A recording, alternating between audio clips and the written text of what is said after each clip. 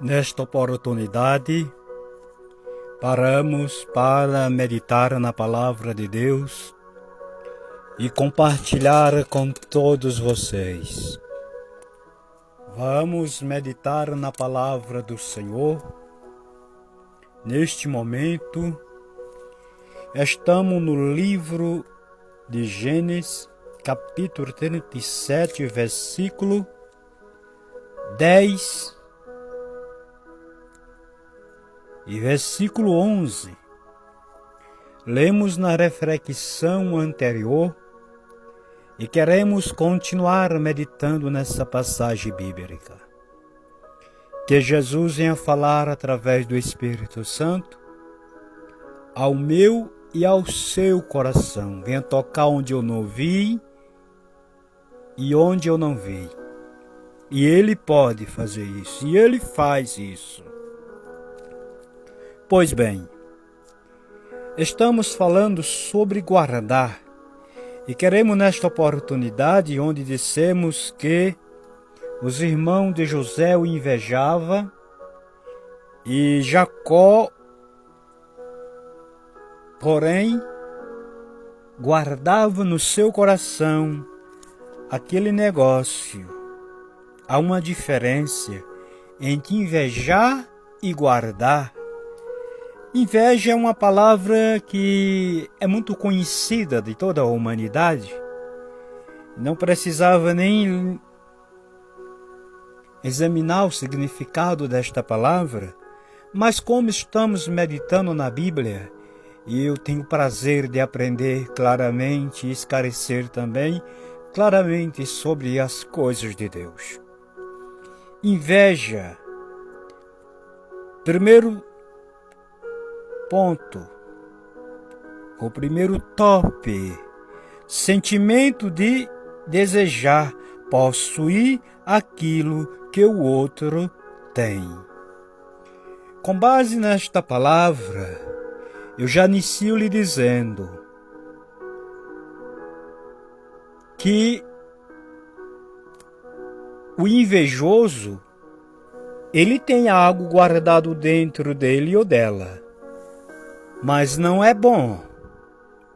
Se você vive em casa, entre a sua família, no colégio onde você trabalha, na empresa, na congregação, em qualquer setor que você convive com o ser humano, somos invejados. Quando às vezes percebemos e quando às vezes não percebemos. Porque o invejoso, ele tem algumas artimanhas. Se o homem ou a mulher for preparado espiritualmente, ele não vai passar despercebido. Mas se for um trouxa, um necio, um bobo, facilmente o invejoso vai ter possibilidade de enganar com muita facilidade. E é por isso que precisamos orar a Deus, buscar a palavra para abrir o nosso entendimento e principalmente o conhecimento espiritual. O que é o conhecimento espiritual? É uma capacidade que Deus dá ao cristão para ele olhar e não ficar confuso, e não julgar ninguém, mas passar a limpo que está diante dos olhos dele, através da capacidade do discernimento e do conhecimento. É conhecer espiritualmente o que a capacidade humana não lhe dá esta condição. Somente a espiritualidade, ou significa dizer, a capacidade espiritual de conhecimento. E toda vez que meditamos na palavra, Deus está fazendo isso conosco, abrindo o nosso entendimento e nos ensinando, nos capacitando espiritualmente. É por isso que você vê muitas pessoas sendo enganadas nos nossos dias e caindo com muita facilidade, porque a faculdade, os estudos deste mundo, cursar as faculdades ou passar pelos melhores professores deste mundo, não te capacita para o mundo espiritual. Capacita para a vida material, para a vida natural. Mas como saber quem está me invejando, quem está te invejando, ou ele camuflado ou não camuflado? Como saber? As atitudes, o primeiro ponto para se observar, as atitudes. As atitudes. A pior besteira é você contar algo, um segredo, ou contar um projeto, seja ele espiritual, seja ele de ordem de família, material, ou seja em qualquer área que seja, contar para um invejoso. E não tem invejoso, não é só no mundo não. Entre o povo de Deus, tem gente disfarçado, que tem esse espírito, esse sentimento de inveja. Tem pessoas que é invejada porque tem o dom, tem habilidade, tem uma facilidade de orar, tem comunhão com Deus, tem fé. A lista é longa, não tem como a gente deixar por causa do tempo. Mas somos invejados em ambas as partes diferentes. E é obrigado a ter cuidado, meu filho, minha filha. Oh, glória, aleluia! É obrigado estar guardado, escondido em Cristo, para a influência da inveja não atingir. Oh, glória a Deus! Veja, a Bíblia é muito profunda, porque um homem que nem José, eu acredito que ele observava que os seus irmãos o invejavam pelo serviço que ele fazia, pela sua dedicação entre eles no lar, junto com seu pai. Mas às vezes você quer contar uma coisa pensando outra. E não é assim.